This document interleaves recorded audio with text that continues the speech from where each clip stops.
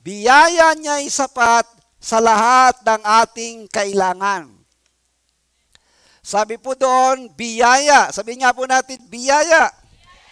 At ang sumunod doon, sabi doon ay sa lahat ng ating kailangan. Lahat, walang kulang, kundi lahat ng ating pangailangan. Lahat po tayo ay mayroong pangailangan. Amen po ba? Praise God. Sabi sa 2 Corinthians chapter 12 verse 9. Okay. Yan yung ating teksto na napaka-simple. At yan ay nung nagbukas po yung ating programang Biyaya Niya'y Sapat. At higit pa, yan yung ating pinakatema. 2 Corinthians chapter 12 verse 9 says, My grace is sufficient for thee. Sabi doon sa Tagalog, ngunit sinabi ng Panginoon sa akin, sapat na sa iyo ang aking biyaya. Dahil ang kapangyarihan ko'y nakikita sa iyong kahinaan. Kaya buong galak kong ipinagmamalaki ang aking mga kahinaan nang sa ganoon ay lagi kong maranasan ang kapangyarihan ni Kristo. Yan po yung sinabi ni Pablo, no, na ang kanyang ang biyaya ng Diyos ay sapat na. At sa ibang talata po ay hindi lang sapat, kundi higit pa. Amen? Pero ngayong hapong ito ay bakit po kaya sapat sa lahat ng ating mga pangailangan? Sabi po ng Ephesians chapter 1 verse 3. Okay. Efeso 1:3, lahat daw po ng biyaya natin o pagpapala na mararanasan sa buong buhay natin. Ibig sabihin ng buong buhay, mula nang ika'y ipanganak hanggang sa ikaw ay kunin ni Lord, sapat na, higit pa, kumpleto ang biyayang inilaan ng Diyos sa atin individually. Naintindihan po natin? Individually, ibig sabihin, mayroong nakaseparate na pagpapala sa ating lahat. At ang pagpapalang yan ay lahat ng ating pangailangan, whether healing, whether supply of all your needs, whether kalutasan sa ating mga problema, lahat po ng mga kailangan natin, everything under the sun, pinrovide na yan ni Lord bago ka pa ipanganak. Amen? Bago pa tayo ipanganak from the very foundation of this world. Before the foundation of this world, ay inihanda ni Lord. Yan ang sabi ng Ephesians chapter 1 verse 3, sabi doon, purihin natin ang Diyos at Ama ng ating Panginoong Jesucristo dahil sa pakikipag-isa natin kay Kristo. Nakalagay doon, dahil nakipag-isa tayo kay Kristo nung naborn again tayo, mga kapatid, sabi rito, ibinigay niya, past tense, ibinigay niya sa atin ang lahat ng pagpapalang espiritual. So sabihin po natin, pagpapalang espiritual. So yan po ay pagpapalang espiritual pa lang. Pero hindi pa siyempre nakikita yan dahil espiritual. So mula noon, ay kumpleto na pagpapalang espiritual. Pero magkakaroon niya ng manifestation yung mga hindi natin nakikita na inihanda na ng Diyos sa atin, magkakaroon niya ng physical manifestation pag tayo ay kumilala kay Lord at sinasabi natin. Kung ano yung pangangailangan natin yon, idinideklara po natin yon para makita natin. Sapagkat magagamit natin ang kapangyarihan ng ating dila para magkaroon ng physical manifestation, yung mga inilaanan ng Diyos sa atin. Amen po ba? Our God is a powerful God, makapangyarihang Diyos. Our God is omniscient God. Ibig sabihin ng omniscient ay alam niya ang lahat. Alam niya the past, the present, and the future. Our God is omnipresent. Ang Diyos natin ay napakamarunong at matalinong Diyos. Ibig sabihin, kung alam niya ang lahat, alam na niya kung magiging tao ka. Kaya dahil alam niya, magiging tao ka, ipapanganak ka ng nanay mo, inihanda na ni Lord ang lahat ng kakailanganin mo hanggang kunin ka na ni Lord. Amen? Yan ang sabi mo ng Bible eh. Ngayon, ang tanong, paano yung hindi nakikita ay magkakaroon ng manifestasyon? Kasi, dahil sapat na yun, yung sapat na yun ay mangyayari talaga habang ikaw ay nabubuhay physically sa mundong ito. Amen po ba? Magkakaroon po yan ng manifestation. Ngayon, tingnan natin mga kapatid. Sa banal na kasulatan, alam natin na tayo po ay nasa panahonan ng biyaya. Tama? Yun ang sabi ng Romans 6:14. Wala na tayo sa panahon ng kautusan. Nasa panahon na tayo ng biyaya. At dahil nasa panahon na tayo ng biyaya, magkakaroon ng physical manifestation. Lahat ng inihanda ni Lord sa atin, simula po nung sinabi niyang, it is finished, naganap na, sa tinapos na gawa ni Jesus, lahat po ng inihanda ng Panginoon para sa atin ay talagang mangyayari. Kaya be ready, sapagkat mangyayari yan dahil sa kapangyarihan ng inyong dila. For death and life are in the power of the tongue. Proverbs 18 verse 21. Pag may kapangyarihan dyan, mga kapatid, lahat ng ating sasabihin na according sa kalooban ng Panginoon ay mangyayari. Kung hindi pa nangyayari po sa inyo, yung inihanda ni Lord sa inyo, mga kapatid, baka hindi nyo pa sinasabi. No? Dahil pag sinabi nyo na yan, talagang mangyayari yan. So, tingnan muna natin sa lumang tipan, mayroon pong tinatawag na sa Old Covenant, mga kapatid, ito magandang maintindihan natin mabuti, mapag-aralan muna natin mabuti, na lahat po ng mga nangyayari sa New Covenant, sa bagong kasunduan, yan po ay merong pinagmulan. Kaya nga, ang lahat po ng mangyayari, sabi po ng Hebrews chapter 10 verse 1, ito ay merong anino. At yung anino na yon ay yung lumang kasunduan. Minsan mahirap unawain dahil lumang kasunduan, hindi tayo nasanay doon.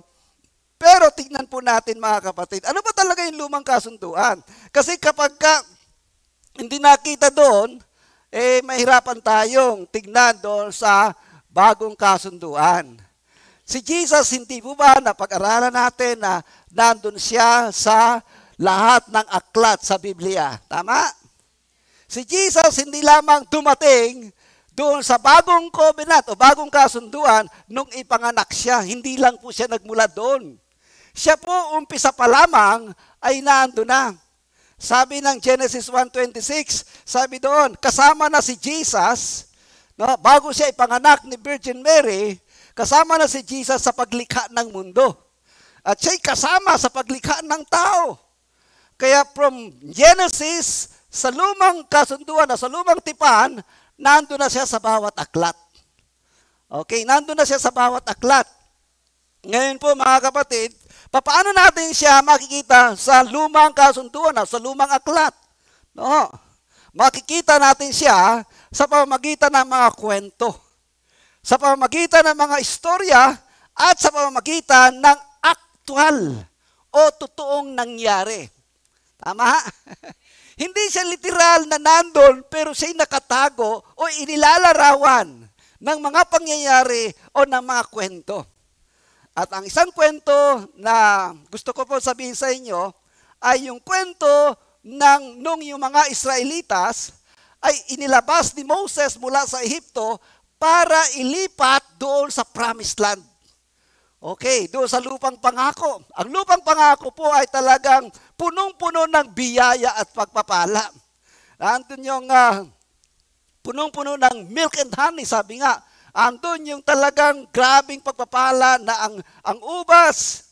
Alam ko lahat tayo nakakita na ng ubas. Tama? Ang ubas kasing laki ng Jolen. Di po ba?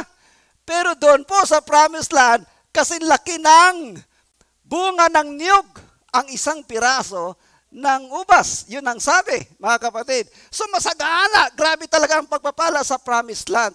Ngayon, sa istorya ni Moses, bago siya ilabas yung mga Israelitas, sa labas habang sila ay nasa paglalakbay. No?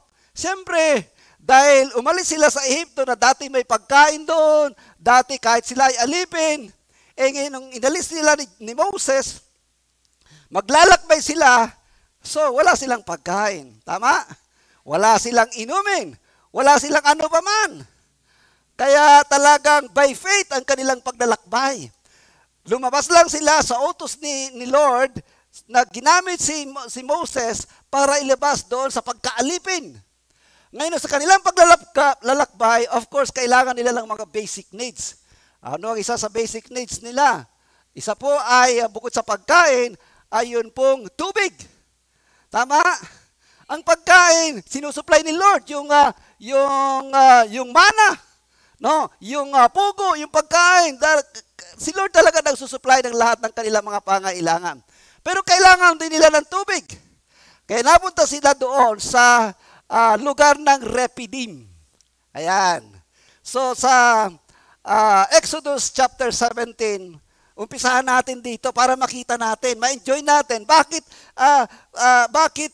yung ating mga pagpapala ay sapat sa lahat ng ating mga pangailangan sa araw-araw.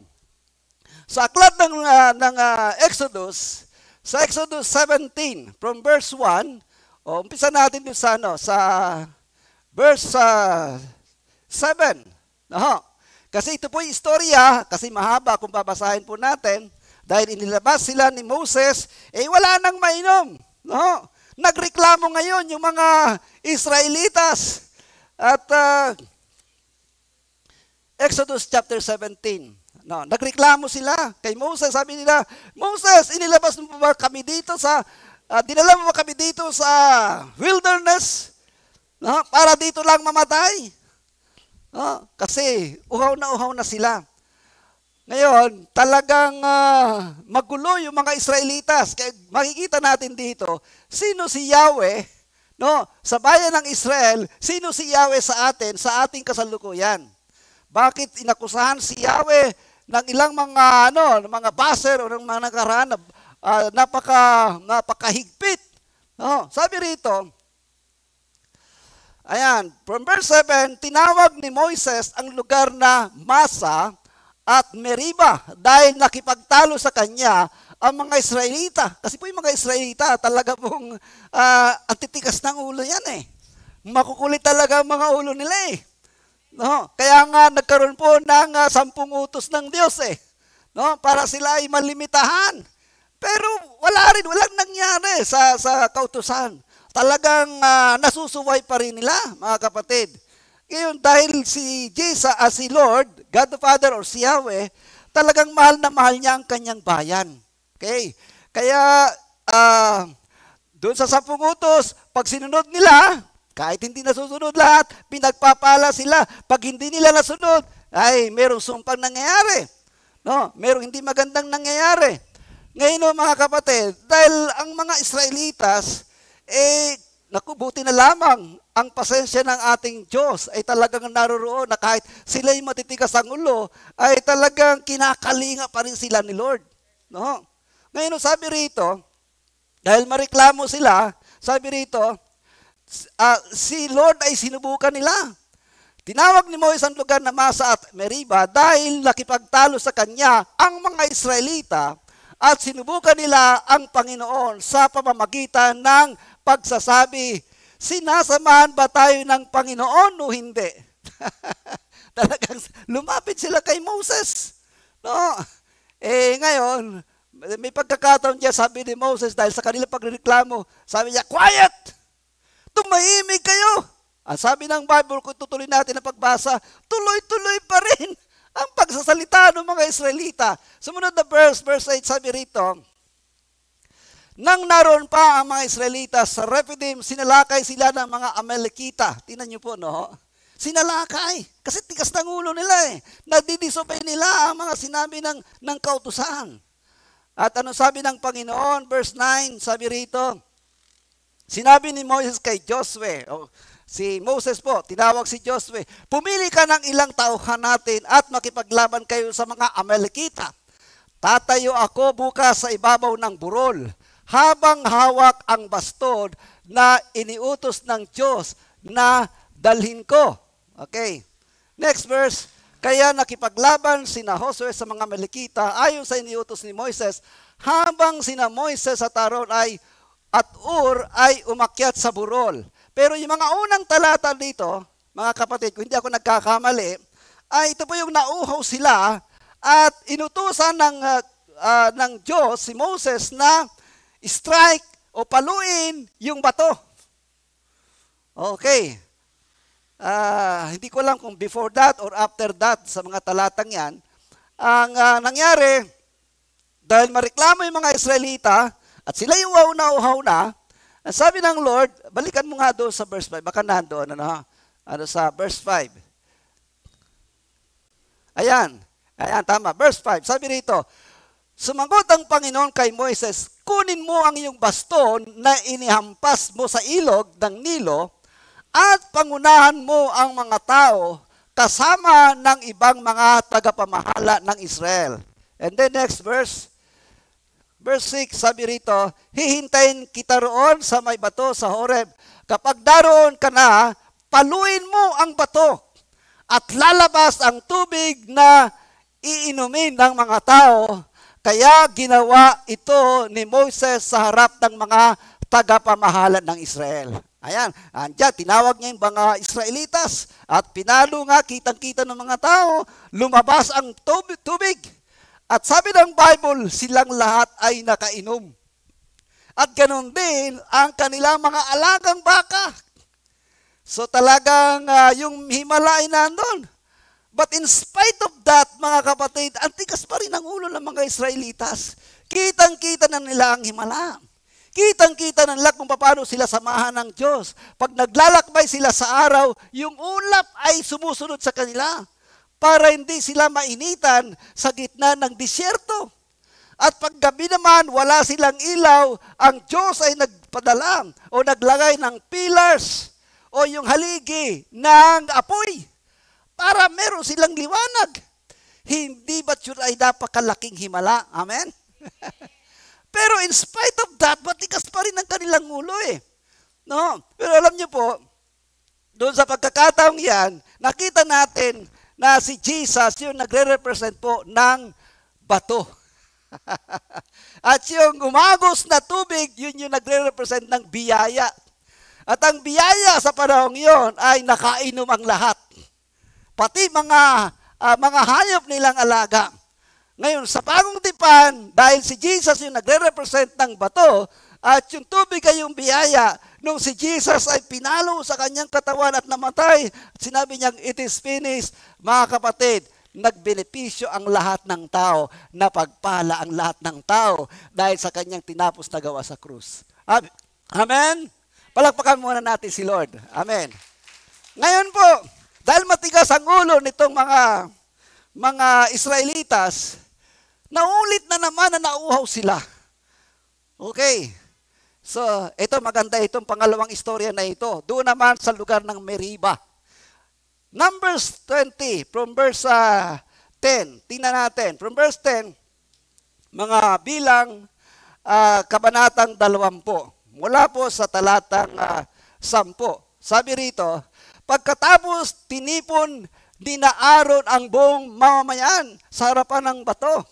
At sinabi ni Moses sa kanila, makinig kayong mga suwail. Oh, galit na si Moses. Makinig kayong mga suwail.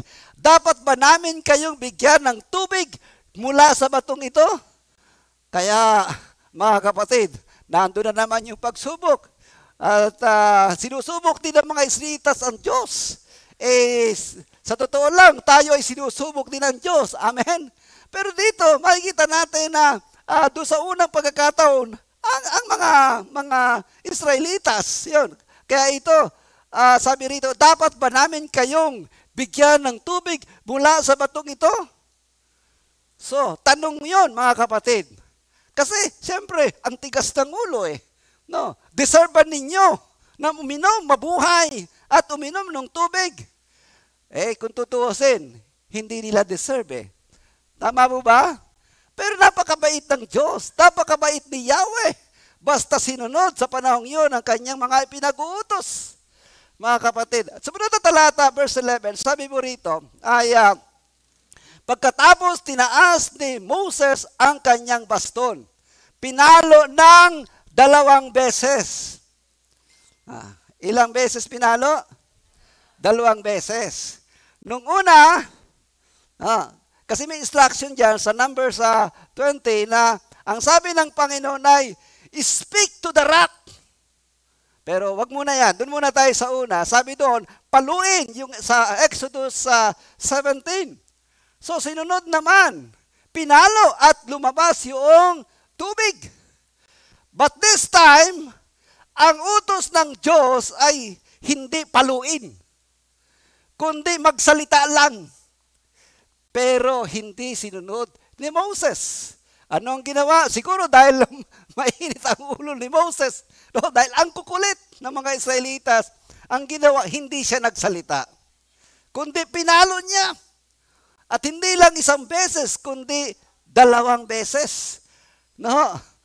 Kaya yung sumunod na mga talata, hindi makakapasok sa Promised Land si Moses, no?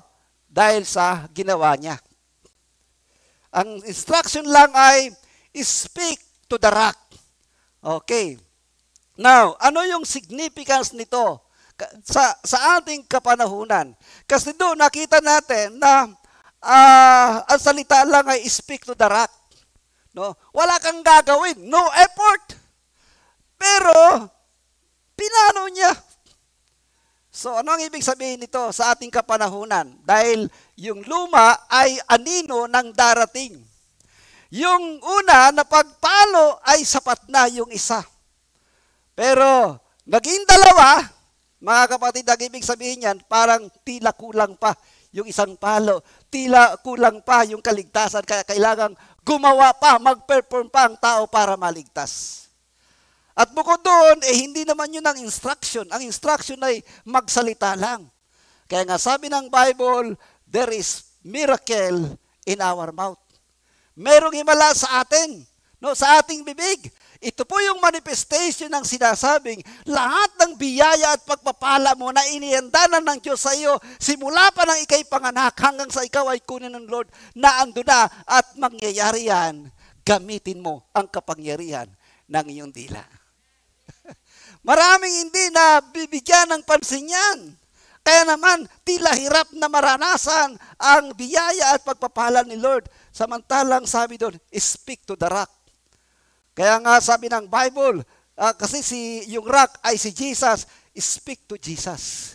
Amen. There is power in the name of Jesus. Sabi ng Romans 10:9 and 10, mga kapatid, kung gusto natin ang unang biyaya, at susunod na yung lahat ng mga pagpapalang inihanda ng Diyos, una muna, tayo ay magkaroon ng buhay na walang hanggan. Sabihin natin yung kaligtasan natin. Ano ang sabi ng Romans 10:9 and 10? Sabi doon, if you believe in your heart, no, if you will confess with your mouth the Lord Jesus, no, Romans 10:9, na kung ipapayag mo na si Jesus ay Panginoon, ibig sabihin ng ipapahayag, sasabihin mo. Speak to the rock, sabihin mo sa bato, at ang bato ay si Jesus.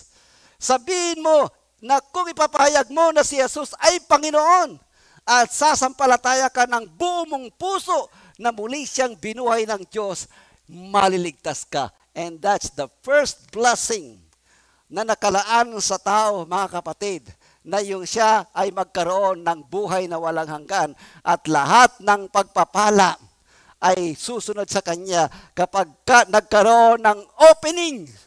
At ang pagbubukas ng pagpapalang yun ay walang iba kung hindi ang kaligtasan ng ating kaluluwa. Palakpakan natin si Lord. Hallelujah! So kailangan ng tao na siya ay maligtas muna bago niya ma-enjoy ang mga pangako ng Panginoon ng mga pagpapala. That's the first step. No? Ngayon, bakit may mga taong hindi naman tumatanggap kay Lord? Bakit sila napapagpala? Mga kapatid, sabi ng Bible, huwag tayong mainggit sa mga taong mayayaman, pinagpapala sila, pero ang mahalaga kasi yung buhay na walang hanggan. Sa impyerno din ang punta ng tao kapag sila hindi nagkaroon ng kaligtasan. Amen? Huwag natin kainggitan sila.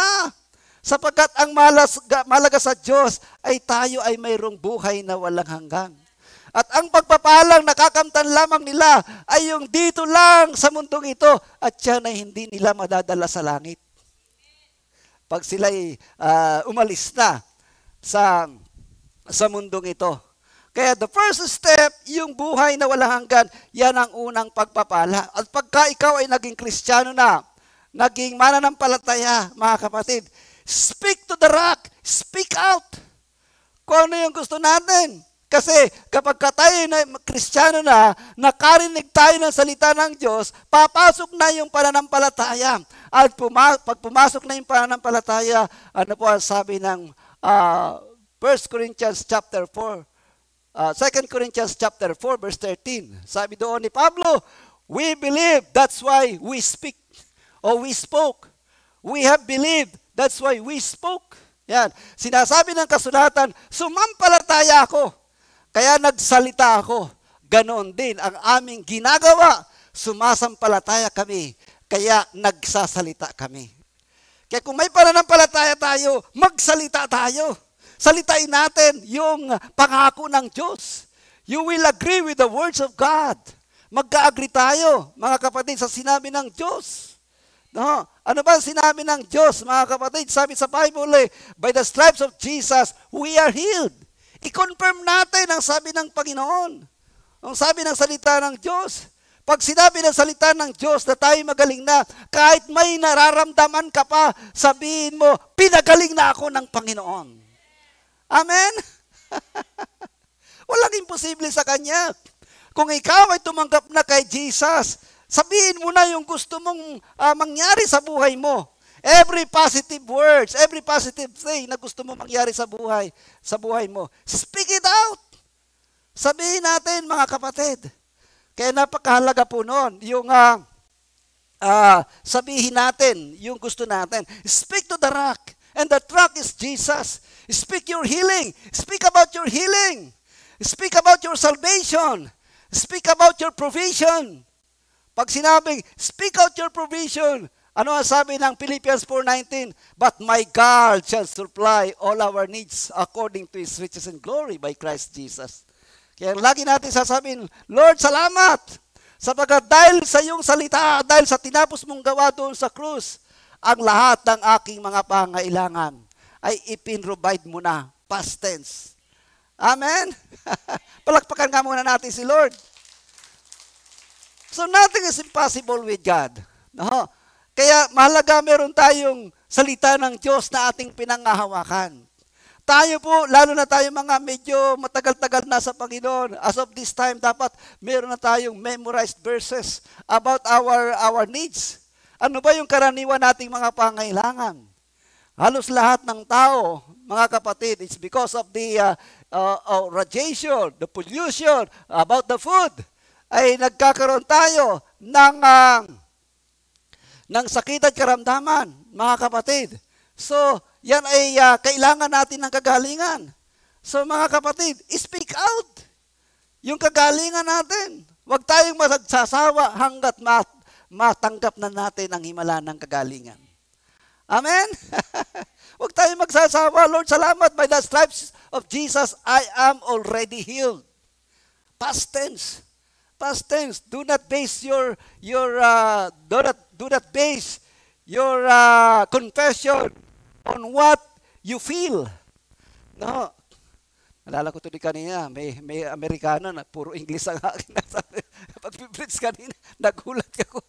Nadama yata ngayong hapon na. Anyway, do not base your feelings, your confession about your feelings. Mga kapatid, ibase natin ang ating nararamdaman o yung confession po natin sa pangako ng Diyos. Hello? Ibase natin yung ating pananampalataya o yung sinasabi natin salita ng Diyos. So isang kailangan natin yung healing. No? Healing. Walang pinag-usapan doon kung mababaw bang sakit at karamdaman, simpleng karamdaman, no? O malalang karamdaman. Kailangan nating sabihin yung ating kagalingan. Ano ba yung kailangan natin, mga kapatid? Kailangan natin ng provision sa pang-araw-araw nating pangangailangan ng pagkain. No? 'Di ba kasama yan doon sa Father's Prayer, yung Ama namin sa langit ka, no? Yan yung tinurong panalangin ng ating Panginoon, no? Bigyan mo kami ng aming kakan sa araw-araw, no? Yan po ay nasa Matthew, pero dahil sa tinapos na gawa ni Jesus, mga kapatid, ang ating confession, Lord, salamat sapagkat ikaw ang nagsusupply ng lahat ng aming pangangailangan. Ikaw ang nagkaloob na sa lahat ng aming pangangailangan. Confess it, say it. Because there is power in your mouth. There is power in your tongue, mga kapatid. Kaya wag nating i-deadma lang, no? Salitang kanto ba yung deadma? Yun ay naging, ano na yun eh, naging... So, wag nating baliwalain. Ayan. Yung salita ng Panginoon, nasabihin natin. At talagang mayroong kapangyarihan sa ating bibig. Dahil yan ay sinabi ng Diyos, mga kapatid, hindi sa sinabi ng pastor. Kaya naman yung ating pangailangan, saan man tayo pumunta? Lord, salamat, magbabakasyon ako sa Baguio. Alam ko, protektado mo kami palagi. Kaya peaceful ka, kahit na saan ka magpunta, ang Lord ay nasa sa iyo, ipagtatanggol ka niya. No? Sabi ng Psalm 91, lahat doon ng klase ng protection, gagawin ni Lord para sa atin. Dahil nga sa tinapos na gawa ni Jesus. Kaya mga kapatid, all our needs, kahit na sa problema, mga kapatid, magtiyaga lang tayo. Hallelujah. Hintayin natin yung tamang panahon ni Lord. Kung naghihintay tayo ng blessing, hintayin natin yung tamang panahon ni Lord. Kung ano man yung matagal na nating panalangin, hintayin natin yung tamang panahon ni Lord. At pag tayo manghihinawa, dahil tayo ay dumaraan talaga sa pagsubok. At tinitingnan ni Lord kung sino yung matatag. Tingnan niyo po doon sa wilderness, yung journey of the Israelites from Egypt to the Promised Land. No? Ilang milyon sila na lumabas, sabi nga sa estimate, kung hindi ako nagkakamali, ay 3 million from Egypt. No? Ilan na lang yung nakarating sa Promised Land. Sabi ng iba ay 1 million na lang, o baka wala pa, sa pangunguna ni Joshua and Caleb. No? Na talagang sila ay punong-puno ng pananampalataya and very courageous. Joshua was very courageous. Kaya mga kapatid, lahat tayo dumadaan sa pagsubok. Pero ang magandang balita, tayo ay hindi iniiwan ni Lord. Hebrews 13 verse 5, sabi doon, God will never leave us nor forsake us. And John chapter 15 verse 5 says, without Christ, we can do nothing. That's why we need Jesus in our life. Sa pag-journey natin sa mundong ito, mga kapatid. Kaya tayo po ay talagang magpatuloy lang at sinasabi po natin, yun pong talagang mga pangako ng Diyos. Dahil sabi ng Panginoon, kung hindi ako nagkakamali, Joshua 23, or 21 verse 45, sabi doon, wala kahit isang pangako na hindi tinupad si Lord. Wala kahit isa na hindi niya tinupad. Lahat tinupad niya. Yun po, mga kapatid, ay sa lumang kasunduan. Sa lumang tipan. No? Lalo na ngayon, mga kapatid. Sabi nga sa ating bagong tipan, Romans chapter 4 verse 17, sabi doon kung meron tayong pangangailangan habang tayo ay nasa mundong ito na hindi pa nalalalang ni Lord. Ang ganda ng talatang iyon. Ay lalalangin niya para sa ating kagustuhan na ayon sa kanyang kalooban. Amen? Gaya nga ng sinasabi sa kasulatan, ginawa kitang ama ng maraming bansa, kaya sa paningin ng Diyos, si Abraham ating ama, ang Diyos na pinaniniwalaan ni Abraham ay siya ring Diyos na bumubuhay sa mga patay at lumilikha ng mga bagay na wala pa. Ibig sabihin, wala pa, Pero nabubuhay na tayo at kailangan natin, lilikha daw siya. Amen? Lilikha siya. Ganon tayo ka-espesyal sa Diyos. Kasi lahat ng pagpapala natin ay tapos na. At nasa sa atin na yan, na pananampalataya natin, paano natin makikita yan at mararanasan sa mundong ito.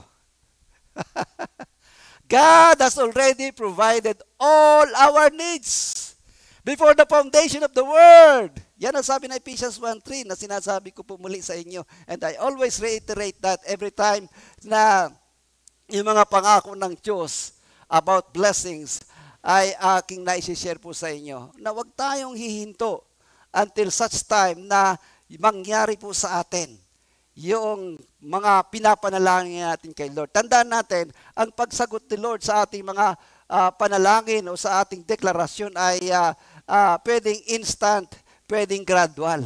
Instant, bigla-bigla, gradual, dahan-dahan. Just like the 10 lepers, no, na hindi agad sila gumaling. Pero nung sila ay pauwi na, nakikita nila, aba, unti-unting nawawala yung mga sugat sa kanilang katawan. That's why lahat tayo ay dumadaan sa pagsubok. And do not blame God for whatever we are experiencing in our life today. Do not blame God, mga kapatid. Kaya yon, sa hapong ito, tandaan natin, His grace is sufficient for all of us. Ang biyaya niya ay sapat at higit pa. Pag sinabing sapat, hindi kulang. Tama? Hindi kulang, pero talagang satisfied tayo. No? Satisfied tayo. More satisfied tayo kapag kung ba dati ay may pang-Jollibee tayo, pero dahil sa biyaya ng Panginoon, may pang-Max Restaurant pa tayo. Yun po yung higit pa. Amen? May pang-high-end restaurant pa tayo. That's the provision of our God. Just use your mouth because death and life are in the power of the tongue. And whatever we say, sabi ng Mark 11:23-24, ano man ang sabihin ng ating bibig na nagmula sa ating puso, mga kapatid, yan ay mangyayari kahit wala pa, sabi ng Bible, Mark 11:24, mangyayari yan. Dahil pinanampalatayanan mo, kinlay mo, diniklara mo. Amen. Sabihin nga natin, salamat Lord. Pinagaling mo na ako. Salamat Panginoon. Ang pagpapala mo ay nasa akin na. Nasa aking pamilya na. At nasa BOC Church na. Palakpakan natin si Lord. So never give up. Never give up. And as I close, mga kapatid, dahil kumpleto na yung biyaya natin at gagawin na lang natin na i-deklara yan, I challenge you to serve our God. Maglingkod tayo kay Lord. In any way we can. Sa bawat parang gusto natin, na kaya natin. Hindi dahilan yung may edad na tayo. Hindi dahilan na bata pa tayo. No, hindi dahilan yung malakas ka pa at pagka ikaw ay uugod-ugod na, saka ka maglilingkod kay Lord. Sabi ng Ecclesiastes chapter 12, alalahanin natin siya tayong habang bata pa tayo. Sapagkat pagka tumanda na tayo at na parang lumilipas na ang panahon sa atin, mga kapatid, hindi na natin kakayanin makapaglingkod kay Lord. Ngayon, habang tayo po ay may lakas pa, paglingkuran po natin si Lord. Amen? Tumayo po tayong lahat, mga kapatid.